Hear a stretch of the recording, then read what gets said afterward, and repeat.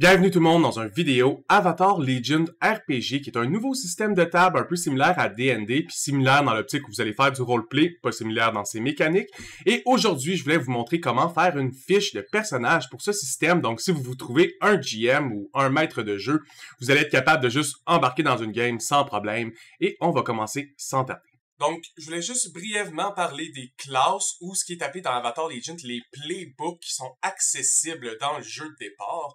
Pour l'instant, il y en a 10. Il y a The Adamant, il y a The Bold, il y a le Guardian, il y a The Hammer, il y a The Icon, The Idealist, The Pillar, The Prodigy, The Rogue, and the Successor. Comme vous pouvez voir, c'est pas des classes qu'on a l'habitude de voir. Il n'y a pas de paladin, barbare, guerrier. Le seul nom de classe qu'on a l'habitude un peu plus de voir, c'est Rogue.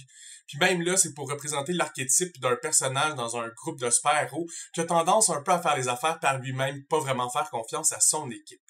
Donc, pour mon exemple de fiche, j'ai décidé de vous montrer la fiche du playbook de Guardian. Quand vous allez jouer à Avatar Legion RPG, vous avez une section de pages qui sert à imprimer des fiches de characters qui sont prédisposées pour chaque playbook. Donc, si vous jouez The Guardian, vous allez imprimer les pages qui sont représentatives pour le Guardian. Puis pourquoi c'est fait ainsi? C'est qu'il y a certains skills, puis certaines habilités ou certains facteurs RP qui changent selon le personnage et ils sont tous écrits à même votre fiche de character si vous imprimez le bon playbook. Donc, on va commencer par le haut de la fiche. Premièrement, ça vous demande de choisir un background. Donc, est-ce que votre personnage vient d'une école militaire ou est-ce qu'il a fait partie de l'armée? Est-ce qu'il vient de la vie en monastère? Est-ce que c'est un outlaw? Est-ce qu'il a une vie privilégiée? Est-ce qu'il vient de la ville ou est-ce qu'il vient du wild? Globalement, ça va vous permettre d'expliquer à votre narrateur qu'est-ce que vous êtes capable de faire ou qu'est-ce que vous êtes capable de savoir facilement dépendant du lieu duquel vous venez. Si vous êtes dans un scénario de ville, vous êtes en plein milieu d'une grande ville urbaine, puis vous avez un personnage urbain, il y a de fortes chances qu'il connaisse les facteurs d'une grande ville. Donc, soit avoir, je sais pas, le monorail ou avoir des fast-food, entre autres. Et si dans le wild, il va être moins à l'aise avec des champignons sauvages que quelqu'un qui serait né dans le wild, et ainsi de suite. La seconde partie, juste en dessous, s'appelle les demeanors, puis on en a 6 qui changent selon votre playbook. C'est un peu le trait de personnalité principal de votre personnage, et ils vont toujours vous en proposer dépendamment de votre classe, parce que ça n'aurait pas rapport, entre autres, qu'un gardien ait le demeanor joking comme le rogue, alors que lui va plutôt avoir harsh, sérieux, poli, calme, suspicieux. C'est ces genres de comportements-là qui vont venir mieux le définir comme personnage. Donc, vous en choisissez un parmi les 6. Et ça vous empêche pas d'être les 6 un peu là, de temps en temps. C'est juste c'est lequel des 6 qui vous représente le plus. On avait à vous écrire rapidement. Et tout juste en dessous des demeanors, vous allez retrouver votre fighting style. C'est important de comprendre que c'est juste un élément narratif. C'est fait pour que vous compreniez puis que les gens à la table comprennent un peu mieux comment vous vous combattez. Ça n'a pas de mécanique directe sur le jeu. Donc, exemple, Sokka, dans Avatar The Last Airbender, son style de fighting serait Boomerang Master. Ça peut être, vous êtes un expert de coups de pied. Ça peut être, vous êtes bon pour vous battre avec 2 armes en même temps. Votre style, c'est Two Weapon Fighting. Vous êtes un Firebender, mais vous aimez faire pas mal juste des boules de feu. Mais votre style de combat pourrait être Fireball. Comprenez l'idée, trouvez juste quelque chose qui va bien avec les autres skills que vous allez prendre plus tard ou votre style de bending. Et en parlant de style de bending, vous allez retrouver tous ces styles-là en dessous de Your Training. Tu as les 4 types de bending de base. L'eau, la terre, le feu et l'air.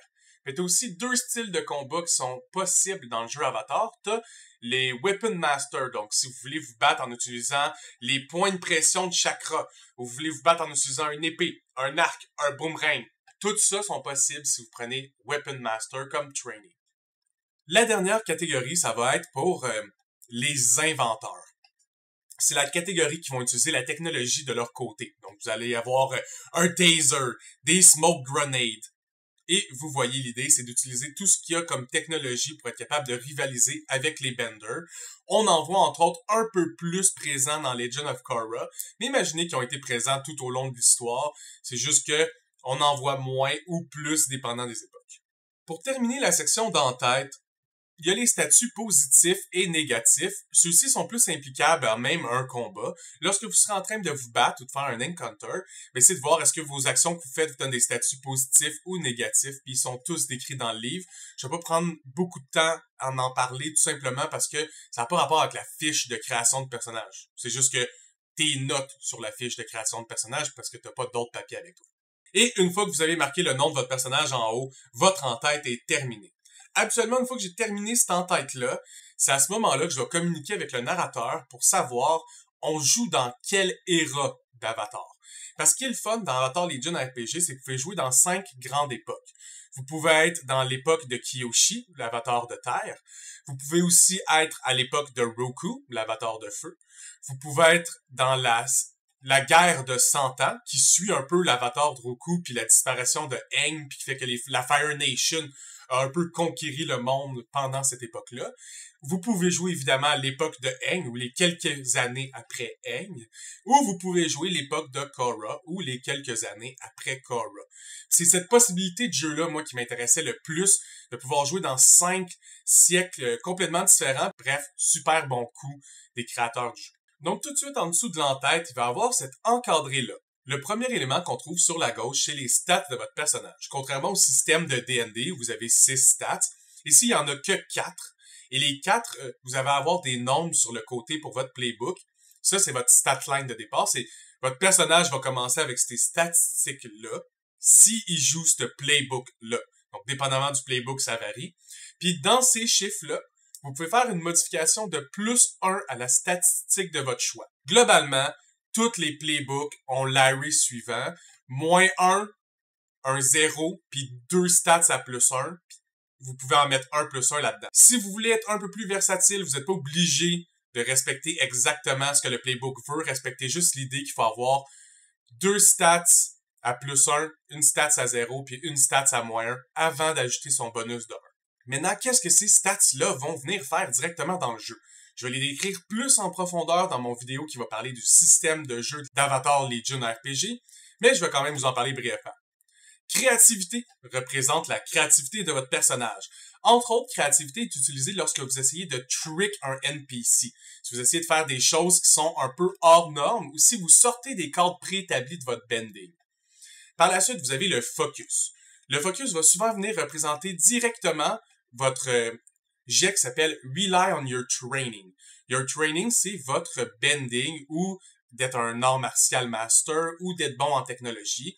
Puis quand vous allez brasser dans ce cadre-là, ça va utiliser la focus. Donc, quelqu'un qui a un bon focus serait en théorie un bon bender ou un bon utilisateur de la technologie ou un bon combattant martial.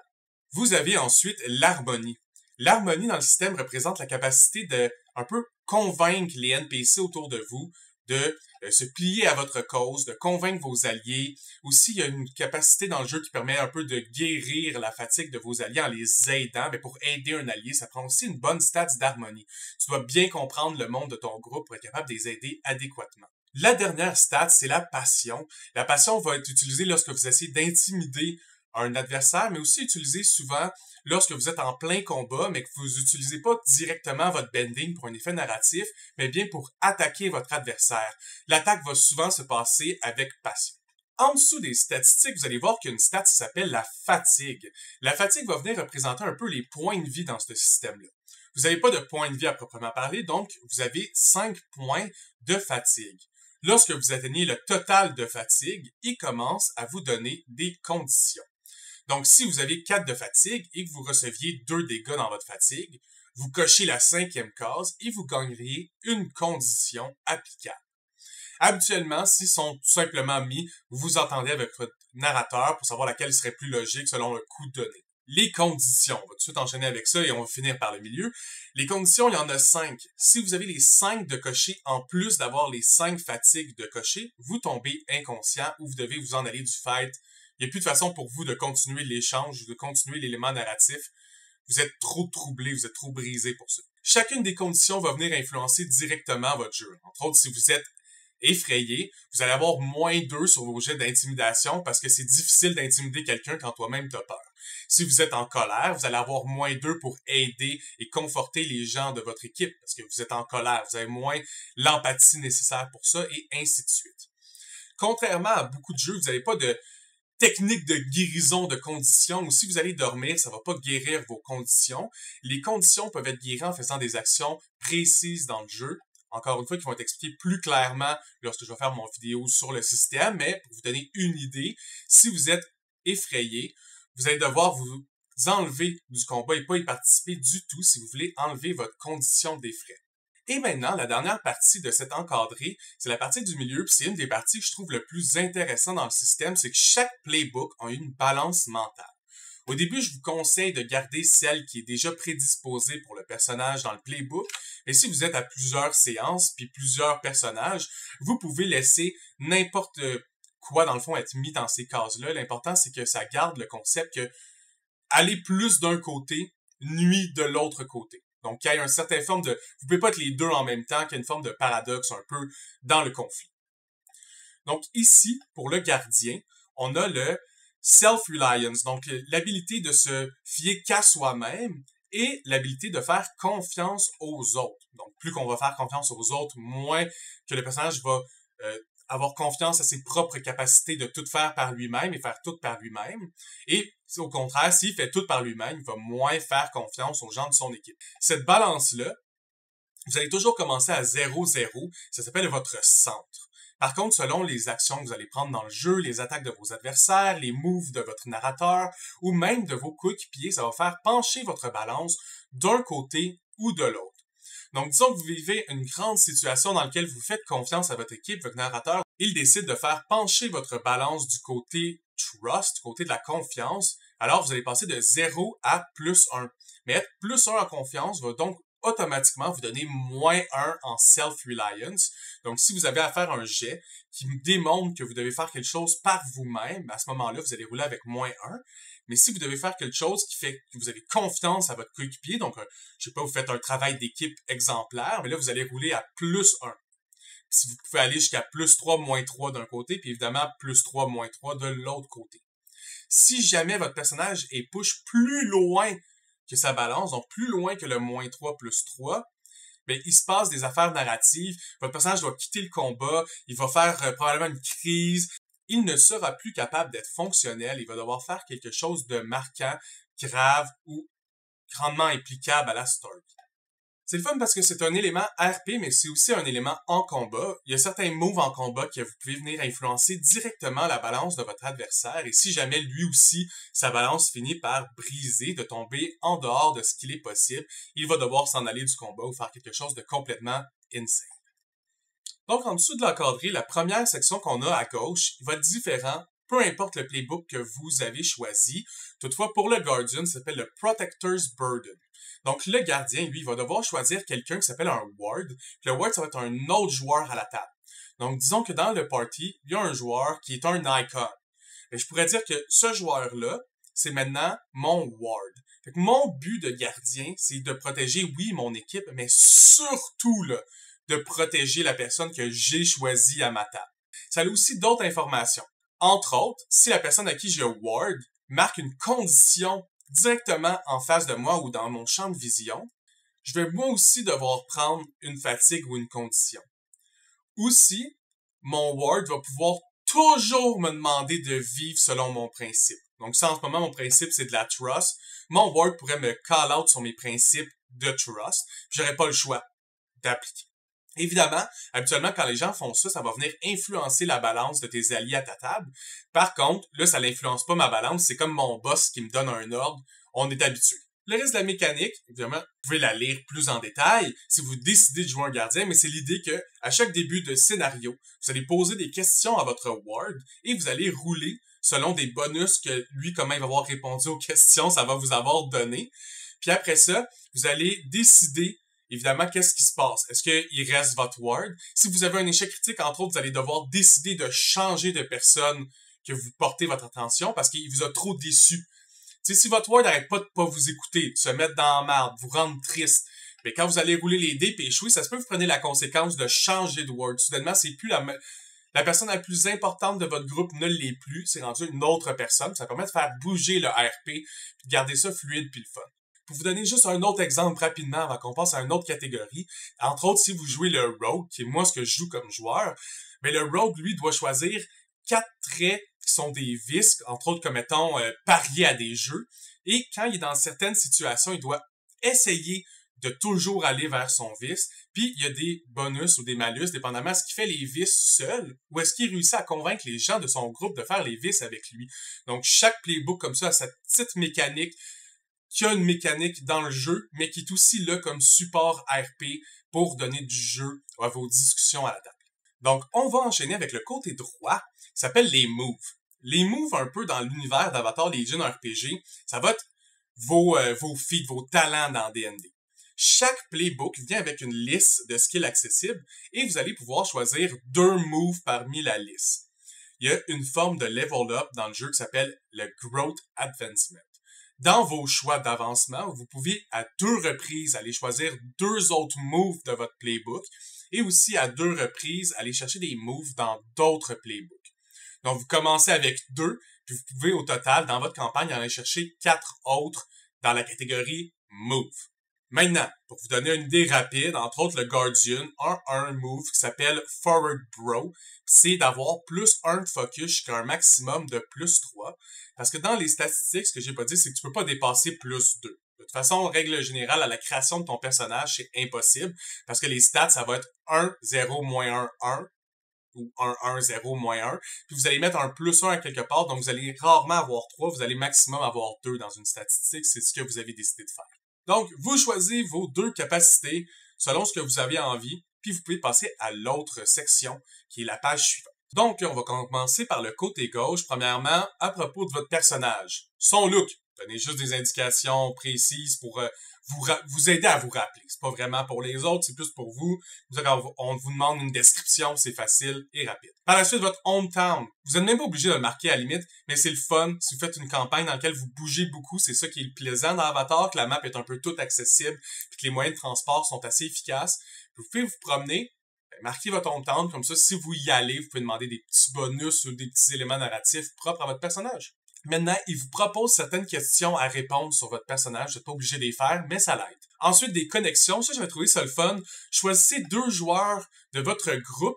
Ça va dire un peu ce qu'ils sont par rapport à vous. Vous pouvez en choisir 2 différents. Puis évidemment, ici, c'est les connexions par rapport aux gardiens. Fait que la première question, c'est « Who is my ward? » They need me to have their back. La personne que vous avez choisie comme ward au début, ben mettez-la dans la connexion, c'est mon ward.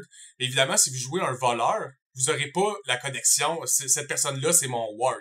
Vous allez avoir d'autres connexions à faire qui sont propres à votre playbook. Chaque playbook aussi va avoir son moment de balance. Le moment de balance, c'est quelque chose que vous pouvez prendre quand vous avez un Growth Advancement et qui est applicable juste une fois dans l'histoire. Chaque moment de balance est vraiment fort et propre à son playbook.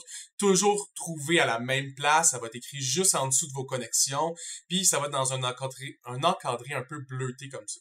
Juste en dessous, vous avez le rappel de comment enlever les conditions, si jamais vous n'avez pas envie de chercher dans le livre à chaque fois, puis à chaque fois que vous avez une condition, vous voulez l'enlever le plus vite possible, ben, il suffit de tourner votre page de personnages, puis ils sont tous écrits ici, comme je disais tantôt. Si vous êtes effrayé, ben, vous devez vous enfuir du danger ou d'une difficulté. Par la suite, vous allez marquer vos growths. Il y a certaines choses dans le jeu, surtout propres au DM, mais quand le narrateur va vous dire, ou le maître du jeu va vous dire, maintenant, vous prenez un growth, ben, vous allez cocher ici une case à côté de Growth. Puis si vous arrivez à 4, vous avez un avancement. Fait après ça, vous enlevez les 4 cases, puis vous venez cocher une des cases ici qui se trouve en dessous, puis ça va venir vous donner le boost directement. Fait que vous pouvez soit vous unlock votre moment de balance, vous pouvez le faire jusqu'à 2 fois dans la vie de votre personnage. Vous pouvez shift votre balance d'un step. Fait que si je vous disais, vous commencez dans votre balance à 0-0, mais vous pouvez décider que maintenant, votre balance, c'est plus 1, moins 1 du côté de la trust, mettons. Vous pouvez aussi monter une de vos stats pour un maximum de plus 1, puis évidemment, à un maximum de plus 2. Fait que vous pouvez donner plus 1 à une stat, mais si vous l'étiez déjà à 2, vous pouvez pas le faire monter à 3, sauf si vous avez pris un move qui vous le permet, comme le move de Guardian. Et vous pouvez prendre un autre move dans votre playbook ou un autre move dans le playbook d'un autre classe. Donc, si vous étiez, je sais pas moi, un rogue ou un icon, mais vous avez envie d'aller prendre le move des gardiens qui vous permet d'avoir 3, ben, rien ne vous empêche de le faire. Attendez d'avoir votre premier level up. Allez chercher le bonus Take a New Move from Another Playbook, ce qui vous permet de prendre le bonus de gardien que vous voulez. Et la dernière section, vous allez voir, c'est tout simple, c'est les fighting techniques. Chaque playbook commence avec une fighting technique qui est propre à son playbook. Fait qu'elle va être écrite ici en haut, juste en dessous de la fighting technique. Dans les informations, vous allez avoir le nom de la technique, donc Divert. Vous allez voir quelle catégorie d'action qu'elle peut faire, parce que dans Avatar Legion RPG, quand vous brassez pas vraiment d'initiative, à chaque round, vous allez choisir votre approche au combat. Est-ce que vous allez vous défendre et faire des manœuvres? Est-ce que vous allez attaquer et avancer? Ou est-ce que vous allez vous évader ou observer? Une fois que vous avez choisi cette forme-là, qui est un peu votre position de combat ou votre phase dans le combat, vous allez décider une habilité qui est sous-jacente à ça. Donc, Divert nous dit que c'est une Defend and Maneuver, donc défense et manœuvre. Si vous prenez la phase de combat défense et manœuvre, vous allez avoir l'habilité supplémentaire Divert. Quand je vais parler du système de base, vous allez voir que chaque phase de combat a 3 skills que tout le monde peut faire, peu importe vous êtes qui, des méchants, des joueurs, peu importe votre playbook, votre âge, tout est accessible tout le temps dans ces basic moves-là. Mais vous en avez un de plus dans votre playbook. Comme vous pouvez voir, en dessous, ça va être la description du skill. Je ne vais pas vous la lire. Vous pouvez, quand vous allez choisir votre playbook, essayer de trouver un skill que vous allez avoir envie d'utiliser souvent quand même, ou qui vous parle un peu plus. Juste en haut de la description de la fighting technique, vous allez retrouver 3 petites cases ici, en fait des cercles que vous pouvez cocher. Il y a un L, il y a un P et il y a un M. La technique qu'on vous donne dans votre playbook, elle est toujours master. Donc, si vous allez toujours cocher les 3 quand vous arrivez à la dernière, qui est le M. L, c'est pour learn. Ça représente les techniques que vous venez tout juste d'apprendre dans le système. P, c'est pour des techniques qui sont practice. C'est des techniques que vous n'avez pas appris récemment, vous avez un peu pratiqué, mais vous n'avez pas appris la maîtrise totale. Et évidemment, mastered, c'est une technique que vous avez appris la maîtrise totale. Qu'est-ce que ça vient influencer? C'est que le système d'Avatar Legion RPG se passe entièrement avec 2d6. Lorsque vous roulez entre 7 et 9, habituellement, vous allez juste pouvoir prendre vos basic moves, donc les moves que tout le monde peut faire, et les moves que vous avez mastered. Toutefois, si vous roulez un 10 et plus sur vos dés, vous allez pouvoir choisir aussi des techniques que vous avez en learn ou practice. C'est pour représenter que quelque chose que vous n'avez pas tout à fait maîtrisé. C'est difficile à faire en combat ou dans une situation stressante. C'est plus facile de faire les techniques qu'on maîtrise. Pour terminer la création de votre personnage, vous allez pouvoir en choisir 2. Vous avez un groupe de techniques qui s'appelle les techniques universelles et vous avez les techniques qui sont reliées à votre training. Donc, si vous avez pris Firebender, vous allez pouvoir ouvrir une page qui est les techniques de Firebender et en choisir une que vous avez mastered. La deuxième technique que vous allez choisir sur votre personnage de départ doit être placée à Learn. Comment le jeu fonctionne, c'est que votre narrateur est invité au courant du jeu de temps en temps vous donner accès à des maîtres de technique. Donc, votre party connaît, mettons, un Airbender célèbre. Et récemment, il va donner un cours sur la technique Cannonball. Ben, les gens qui ont Airbender dans votre groupe pourraient aller prendre le cours de Cannonball. Si le cours est réussi, il y a toute une mécanique là-dedans que j'invite les DM à se familiariser à, mais si le cours est réussi, le personnage va pouvoir marquer Cannonball Learn. S'il y avait déjà Cannonball puis il va suivre le cours, puis qu'il réussit encore le cours, ben il va passer de Learn à Practice, puis ainsi de suite. S'il était à Practice puis il réussit le cours, il va passer de Practice à Mastered. Donc, vous n'allez jamais débloquer de nouvelles fighting techniques en levelant dans le jeu ou en ayant de l'avancement dans votre growth. Vous allez plutôt avoir des techniques selon le bon vouloir de votre narrateur à vous donner les masters que vous avez besoin.